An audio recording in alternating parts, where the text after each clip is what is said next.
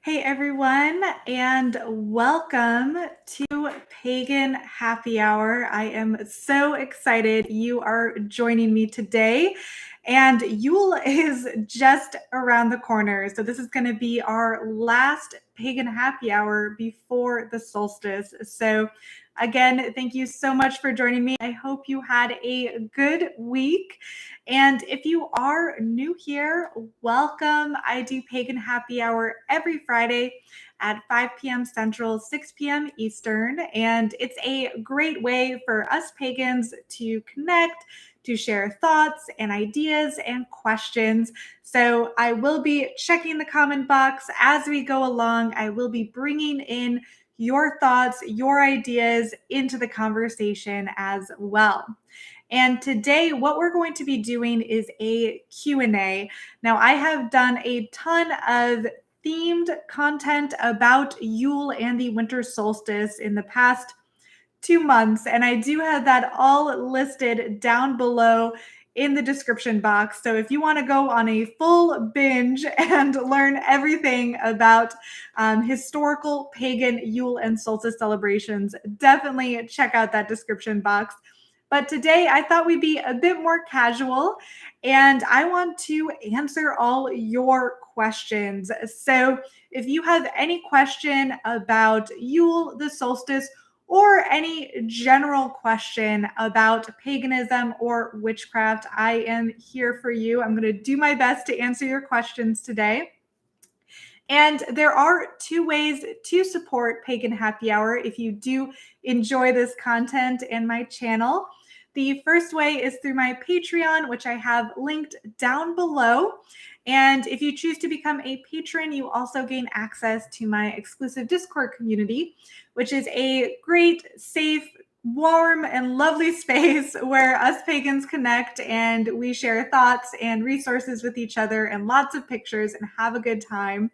So check that out if you're interested. And the other great way you can support the show today is through Super Chats, which is the $ button at the bottom of the chat box. And through that, you can donate any amount and your question will pop up really big for me in the chat. So I'll be sure to bring your thought, your comment, or your question into the conversation. Now that we got that out of the way, I would love for you in the comments to tell me where you are watching from today and what you happen to be drinking. So let me cue that drink music and let's get started.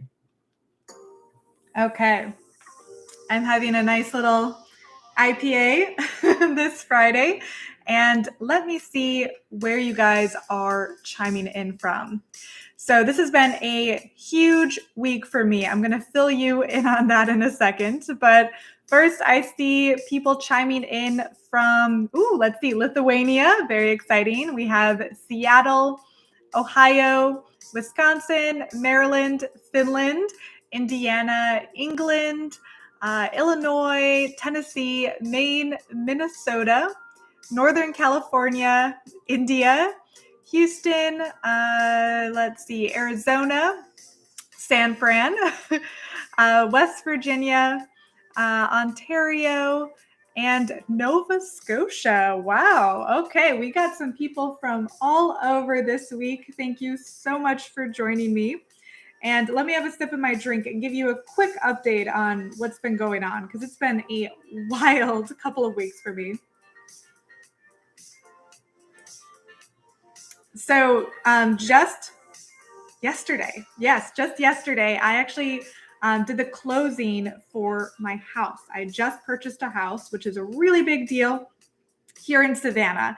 So Savannah is going to be my permanent home, hopefully. Those of you who have been watching my channel for a while know that I have lived a lot of places. I've been moving all over the country and beyond, and I am really excited to settle down.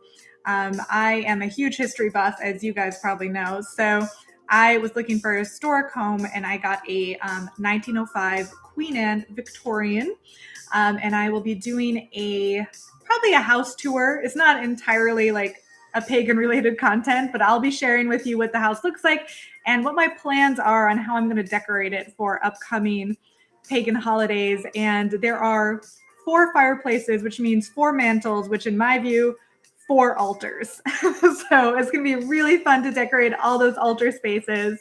And I'll be sharing my journey with you for that. And I see in the comments, several of you guys are congratulating me. Thank you so much. I am so thrilled for this journey. I spent the whole morning just dusting and trying to clean the mess that was left by the previous owner. So it doesn't look quite great yet. It's going to be a bit of a renovation journey, but I am just thrilled. So thank you so much for the comments. And let's jump into your questions. So did you guys have any questions that you wanted to start with? Now, we do have the solstice, of course, coming up. Now, the solstice this year will be on Tuesday, the 21st. And if you're unfamiliar, the actual date of the solstice can vary. It's usually on the 20th, 21st, or 22nd. And that's because, when the actual shortest day of the year also varies. So that is around the corner. And I'd love to hear from you guys what your plans are for the solstice this year. Are you going to be doing anything this year? What is your favorite thing to do for the solstice? I'll share a little bit about what I like to do for the solstice, but mostly I want to hear from you guys. What are your solstice Yule favorite activities? Oh, we have a super chat from Wednesday. Thank you so much. And she has a question. She says, I went to Norway and they were all about trolls. I have not found any Norse pagan stuff about trolls. Can you point me in the right direction? Oh, that's interesting. So in Norse paganism and in the sagas, like the Poetic Edda or the Prose Edda, you probably hear a lot about the giants and the dwarves, but not particularly about trolls. So I think trolls are kind of a more modern variation of the giants that you read about in the Norse sagas. So, of course, trolls are something that's not just found in Scandinavian culture. It's very much found in Britain and throughout Europe. So I think when we look at the kind of troll dolls that you can find in a lot of souvenir shops in Norway and throughout Scandinavia, I kind of think of them as a more modern manifestation of those old giant stories that you read in the Old Norse myths. Could be wrong on that. So, of course, direct me in the comments. In terms of any books about that, I haven't really found any books or resources specifically that dig into troll lore in Scandinavia, but let me know in the comments if you have any books you'd like to recommend. Okay, and I see we have a few more questions coming in. Keep them coming, guys. Let's see. Mark has a question. What about the importance of bonfires? So bonfires are very important for ancient Celtic and Norse pagan festivals, as well as many other, non-Celtic and Norse. We can think of Rome that had the eternal flame that must be watched 24/7 by the Vestal Virgins, or just throughout the ancient world, there were all these sacred fires, fire being this really magical force in the ancient world. So bonfires were really essential for pretty much all ancient pagan festivals. And when we think about bonfires today, and how they function in our modern society, they're kind of a gathering point. We have a bonfire, we have a fire pit, and we invite our friends, our family, and we gather around the fire. We drink, we share stories and tales. And it was very much the same way in pagan times. And of course, you can go even further back to caveman times. Some people say civilization started around the bonfire because that was a time when our way back caveman ancestors had a place of quiet and security and warmth, and they could create tales and stories and entertain each other. So bonfires are hugely essential, I think, to pagan practice. Now, not all of us can have a bonfire super easily for each of the holidays. But fire in general is a great thing to incorporate, even if it's just a single lit candle on an altar, or leaving a candle as an offering. So we know that bonfires especially were important for Beltane or Bealtaine. And that was kind of a purification fire. People would drive their livestock or cattle in between the two great bonfires. But we know that bonfires were important for pretty much all the pagan festivals, and of course in Yule as well. For Yule in the Norse world, the fire itself would probably be in the longhouse, and you would be cooking up the Yule sacrifice, which might be a horse, it might be a boar, and it would be around that central fire that you would be eating and toasting to the gods. So, yes, fire is a key element to pagan festivities, both in ancient times and pretty much still today. Let me see here. Checking your comments, guys. Ooh, things are moving along quickly. Let's see. Oh, we have a super chat from Krishna. Thank you so much. Let's see. Okay. He's asking about doing a future pagan happy hour about cedar or Norse shamanism, Norse witchcraft. Yes, I have been wanting to do that for a while. I've listed that as a topic in my polls that I put on my YouTube community page each Thursday, and it hasn't been picked yet. I will keep putting it up there because I do think it would be a fascinating topic to do. Now, with cedar, there are a lot of different components to it. You know, you're probably familiar with like rune readings, which is something you might commonly think of. But rune readings, we don't really know that much about on how that divination was done and if runes were even used for divination in the first place. But what we do know is that in the Norse world, you would have certain shamans or witches, perhaps, called the Vova, and they would sit on a particular stool in front of everyone. Now, likely they were under some type of influence, perhaps a mushroom. We don't know for sure, but they would be entering a trance like state. And in this trance like state, that is when they would get the visions and the premonitions of the future. So it was very much a divination style method here. And divination isn't the only aspect of Norse witchcraft or Norse magic. There are other components as well, including sigil work and things like that. But it's definitely something I want to unpack, uncover, do more research on in the future. So do expect a future Pagan Happy Hour episode or standalone video about Norse witchcraft. That's definitely going to be coming soon, I feel like. I've been wanting to do that one for a while. Let's see. We have a question here from Henry K that is asking, when does Yule start and end? This is a good question. And you're right, it's confusing because there isn't really one good answer. Now, most modern pagans and Wiccans specifically tend to just celebrate Yule on the date of the actual solstice. So this year, that would be the 21st. But in last week's Pagan Happy Hour, we looked specifically at how the Norse pagans celebrated Yule and how it was likely that Yule was a series of festivities and parties.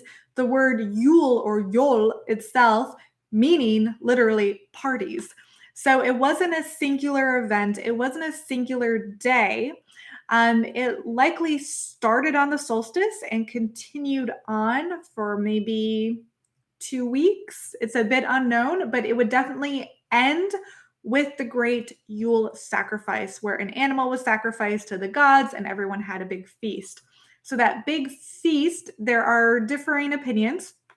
But last week's Pagan Happy Hour, I mentioned that it's believed that in the ancient Norse world, how it would work is you would have your Yule sacrifice feast, the first full moon after a new moon after the solstice. So you'd have the solstice, you'd wait for the next new moon, and then the following full moon. That would be your full feasting day. Of course, there would be several feasts, several events during that time. So that's from the Norse world. Now it's different potentially in what culture you're looking at. Saturnalia, for example, is a ancient Roman festival where a lot of Christmas traditions come from, including the concept of gift giving. And that did not entirely usually take place on the actual solstice. And there's differing opinions on the exact date that Saturnalia would occur. So that's a bit confusing. So it really depends on what culture you're looking at. But the general rule is Yule is a season, not a particular date. Or so people were celebrating the solstice for a while, a couple weeks of activities and events.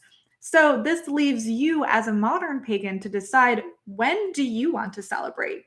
If you're only going to be celebrating for one day, you can, of course, celebrate just on the solstice, celebrate a little bit later, whenever fits your schedule, as long as it's around this time of year. And that would be pretty historically accurate. So great question. It really depends. And it's how you personally would like to celebrate. And that's one of the great things about paganism, too. I think there's just so many options. Let's see. What else do we got here? Okay. Okay, let's see. I'm just checking your comments and seeing what you guys have to say. Let's see. Okay, Drakara in the comments is asking, the 12 days of Christmas, do you know of a pagan origin to this? So this is something I need to look into more. I think next year I'm going to be doing more research on this. So as far as I believe, the 12 days of Christmas, we commonly nowadays think of them as the lead up to Christmas. So, you start 12 days prior, and then the 12 days ends with the 25th, Christmas Day. Historically, it would usually start on Christmas, and then the 12 days would continue afterwards. If you check out the Pagan Happy Hour episode on Frau Perkta, I mentioned that she was honored and celebrated on the last day in the 12 days of Christmas, which would be in January. And this would be the day of the Epiphany.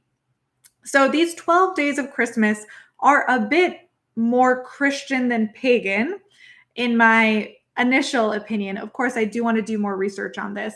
Now, each of those days in the 12 days have some type of Christian religious significance. Now, some of that might be based on earlier pagan customs, like with the Night of the Epiphany, honoring the Yule Witch of Frau Perkta and the Perkten, and all of this kind of interesting Krampus lore. So, there is probably some aspects.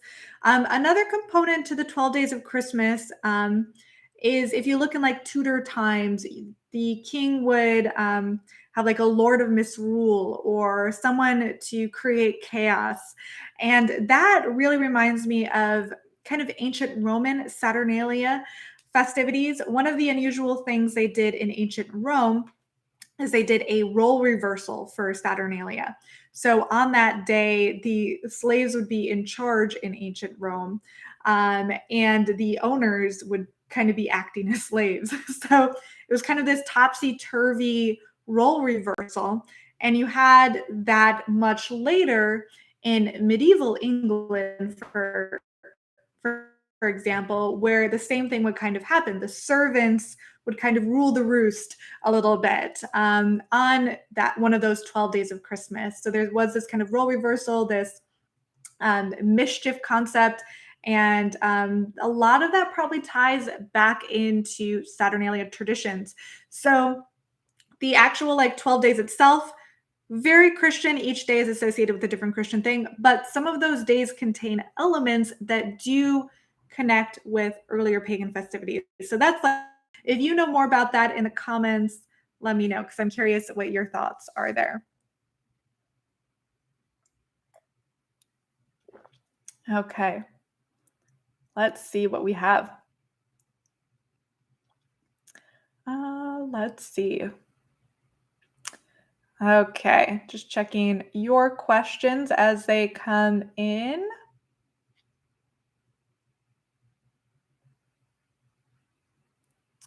Okay. Uh, Bjorn here has a comment about Asatru. And what I said earlier, he says that no, it's not up to you on how you want to celebrate any Asatru holiday. There are rules. So now this is true if you are in Asatru. Not all Norse pagans are in Asatru. So yes, Asatru does have rules, regulations. It's a bit more of an organized Norse pagan faith. However, in my opinion, you don't have to follow that, especially if the historical record contradicts what current members in the Asatru community celebrate. I think, in my personal opinion, and of course, this is my personal opinion, each pagan has the right to decide how they want to celebrate, and that there is no rule book. Of course, there is advice and recommendation. And if you do consider yourself in Asatru, then yeah, you should probably follow Asatru. But if you just want to follow the Norse pagan path in a more generic way, and not specifically associate with the Asatru community, I think you can do that too, and be a little bit less restricted. So for me, it's all about finding your own path, doing the research, reading as much as you can, and working with what resonates, and what you feel is both authentic to yourself and feels authentic to the core ideas and beliefs of the ancient world. Of course, we don't want to copy exactly everything from the ancient world. There are definitely a few things we can leave in the past. But that's why I love paganism. I think we do have a bit more flexibility here. But thank you for sharing your thoughts, and I appreciate that. Let's see. Okay. Mark is asking if I wear a pentacle necklace. I used to wear a pentacle necklace every day back when I was in high school. I first discovered paganism when I was pretty young, at around 13. And at that time, you could pretty much only find information about Wicca. So I did wear a pentacle necklace for a long time. I eventually stopped in high school. I got very much ridiculed for wearing a pentacle necklace, which didn't go over too well considering I was captain of the cheer squad. People thought I was a total weirdo. And unfortunately, I didn't have the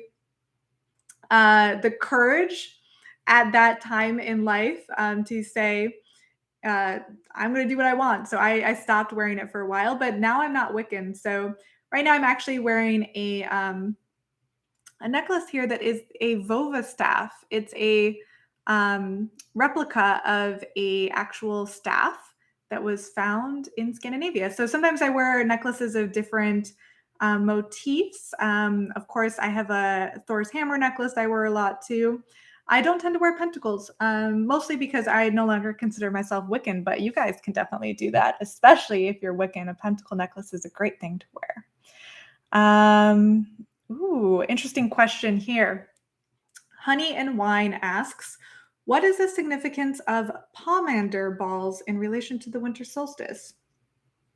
I don't know. Good question. Now, I would say that, so a Pomander, I think you mean like you take an orange and then you put cloves in the orange and then often you hang it. I do know that citrus season is in the winter. So that's why citrus is associated with this time of year. That's why you see a lot of oranges.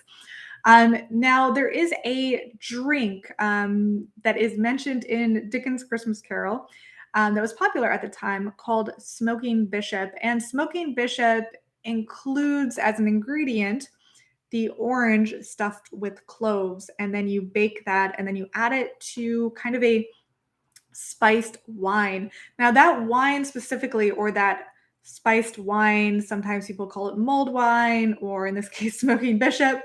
That actually, in some ways, goes back to ancient Roman times, or actually ancient Greek, where there was the drink called, Hippocras, I believe. Actually, was it Greek or Roman? Now I'm thinking it was actually Roman. This kind of spiced wine drunk at this time of year, I think that goes all the way back. So when you drink mulled wine today, you're following a drinking tradition that goes back to ancient Rome. So that's kind of fun. Let's see. Oh, great question here from Ricardo that asks, what's your advice for those of us who have to celebrate alone, especially when relatives don't really approve of paganism? Yeah, that's something I think a lot of you guys experience. It's something I personally experience as well. No one in my family is pagan. So I pretty much celebrate my pagan holidays solo. And I have since pretty much the beginning. Now, it can be a bit lonely at times, which is why I love doing these kinds of things like Pagan Happy Hour, because it is so wonderful to connect with the wider community. But what you can do if you are alone, I really like cooking. So I always make a good meal for the winter solstice or for really any pagan holiday. And I try and use foods that are local and seasonal. So, really tapping into the nature aspect of paganism, trying to tap into that kind of earth energy, that earth power.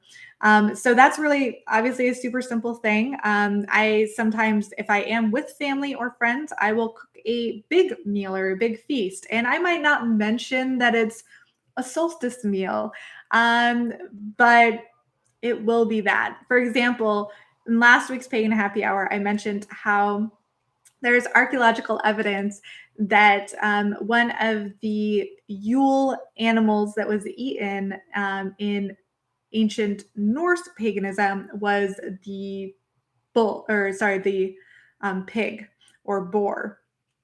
So you could have pork, pork chops, pork roast of some kind, as your Yule feast and serve that to your family.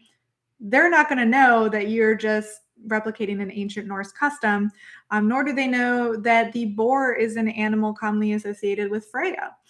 So there's little things you can do like that, where you can celebrate without being obvious. Another great thing I like to do is decorate for the holidays, even if it's just for myself. So, of course, having a Yule tree or hanging mistletoe, that's something that goes all the way back to Norse paganism. Just decorating with evergreens, anything you can find outside and bring in to decorate your space or your altar is a wonderful, easy thing you can do to celebrate. Doing a little meditation, connecting with a deity that you associate with this time of year, leaving an offering. We've talked quite a bit about offerings and different types of offerings over the years. If you follow the Norse pantheon, sure, you could offer a little mead or honey or something like that. In a few episodes ago, when we did talk about Frau Perkta the Yule Witch, I mentioned how she likes a porridge offering. So leaving a little bowl of something on your altar for any spirits, deities that you might work with. So there are a ton of things you can do alone to celebrate these holidays. Unfortunately, when we look at the historical celebrations, especially in the Norse and Celtic world, all pagan holidays were meant to be gatherings, a time when everyone came together to celebrate together. So there will always be something missing, I think, when you do a pagan festivity alone. And I do hope as the years go on that our pagan community continues to grow and evolve, and it'll be easier to find a local group to get together and share the holiday together. So yeah, it's tough. It gets lonely sometimes. It gets a little sad, but there's still so many ways you can honor the season, honor the different gods or ancestors or spirits you work with, and just celebrate a good time. But great question. Let's see. Uh, let's see.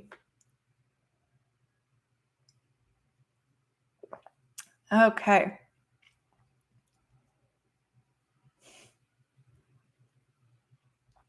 Let's see. What do we have here? Just checking your comments, trying to read as quick as I can. Um, let's see.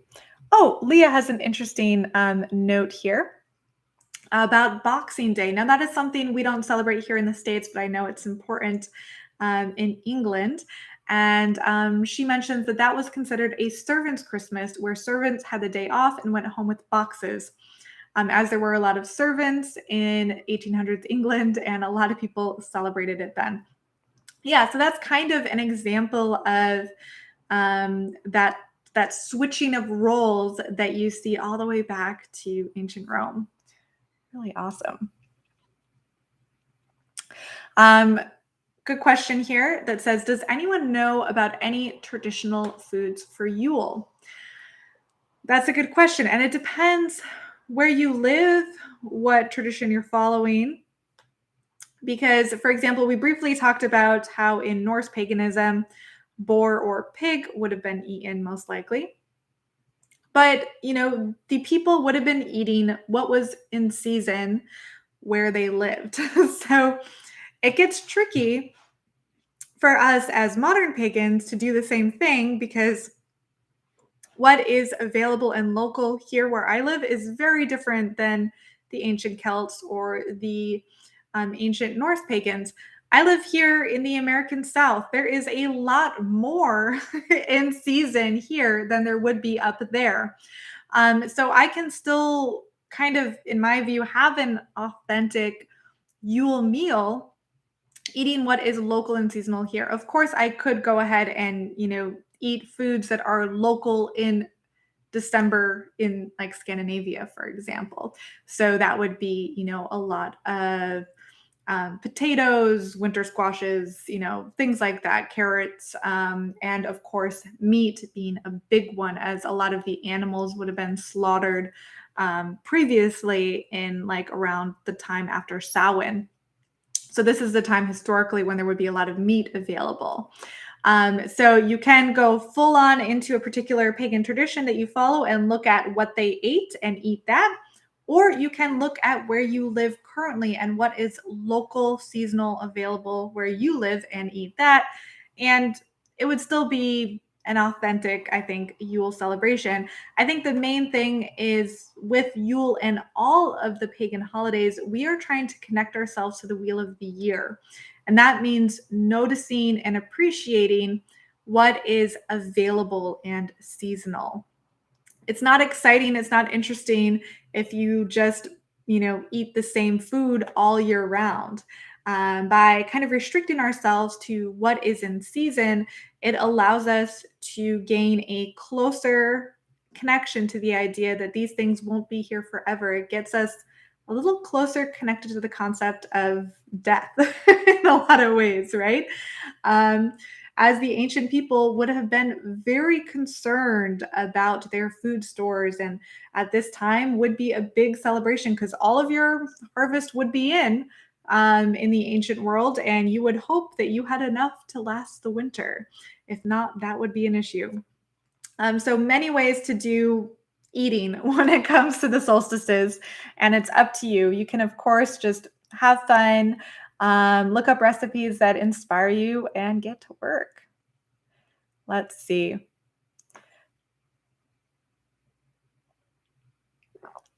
Let's see. Wednesday has a good comment kind of about this that says, I've noticed myself looking at every single plant when I'm outside. Yeah, that is a great way to connect with paganism, getting to know your local flora and fauna. And even better, if you have a garden, growing some yourself that you can then use, especially if you're a bit witchy or even just in the kitchen. Connecting yourself back to the land is something that I find very grounding. It reduces my stress, my anxiety, noticing the plant life around me. I try to approach it with a bit of an animist perspective, finding the spirit existing in each of the plant sources. And through that, kind of connecting to the idea of spirit or deity as a whole. So yeah, let's see. Okay. Let me check your thoughts and your comments here. Oh, side note, I do have to leave early today. So I probably only have 5 minutes or so left.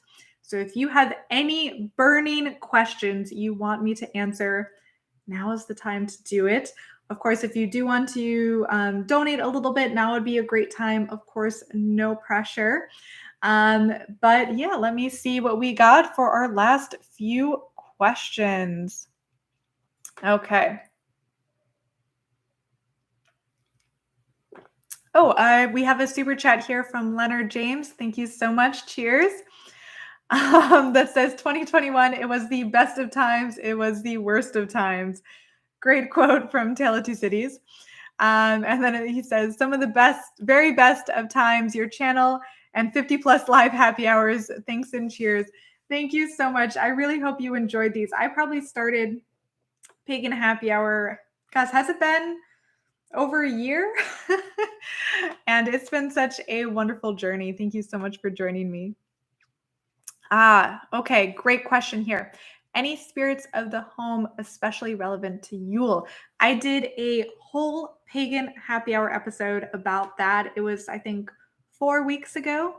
And it was about Scandinavian household Yule spirits.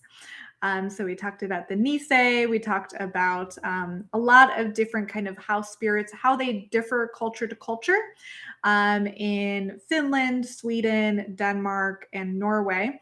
And then we talked a bit about how those type of house spirits differ from the British house spirits, such as the brownie or the bogart in England, or even the domovoi in the Slavic world. So house spirits are a great thing to honor. And there are very specific Norse ones in particular that are associated with the Yule season, as in they sleep during the summer and kind of wake up at this time of year. So check out that episode. That was a really fun one to research. Let's see.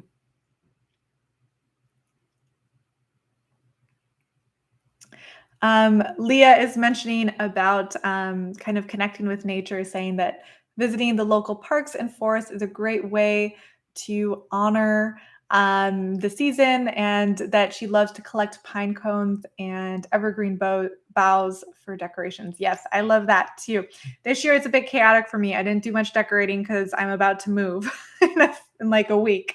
But yes, I love doing that, and I cannot wait. I have so many plans for my Yule decorating next year, and I'm going to go as natural as possible, gathering a lot of stuff. And my new house has a ton of holly and ivy out front, so that should be fun. Oh, and we have a super chat from Terry. Thank you so much. Cheers. Happy solstice. I appreciate that. Oh, and a question about Pagan Happy Hour next Friday.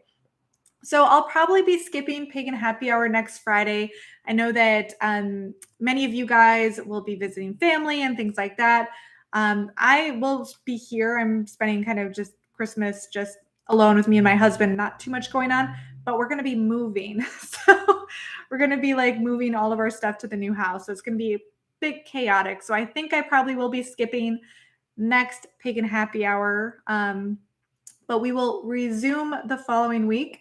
And I think that next one is around New Year's. So maybe we should talk about like kind of pagan New Year's things. So we'll see about that. Okay. Awesome. Oh, and another super chat here that says, from Krishna, that says, I've read somewhere that Yule is derived from the Old Norse Yule, meaning wheel. So Frigg's Wheel of Fate, the wheel of the year being tied to the festival. Do you know more of if that's ancient origin or more neo-pagan? I haven't heard that. So I thought that Yule was derived from Jol, not Lul. Though there probably are differing theories on that. So you might be right. But I haven't heard that theory. So it might be a bit more neo-pagan, but I could be wrong on that. But yeah, okay, awesome. Well, thank you guys so much for all your support. I really want to wish you a wonderful Yule, a wonderful solstice. Feel free to keep commenting. I'll try and check the comments later on after the chat and answer any following questions you may have. And of course, check out the description box where I have like 25, 30 links there of different pagan happy hours and videos I've done on various components of Yule and the solstice and this time of year and everything like that. And thank you guys so much. I'll miss you next week, but I will see you the following week. And thank you so much for all your support. I hope you have a wonderful solstice, and I'll see you later. Bye.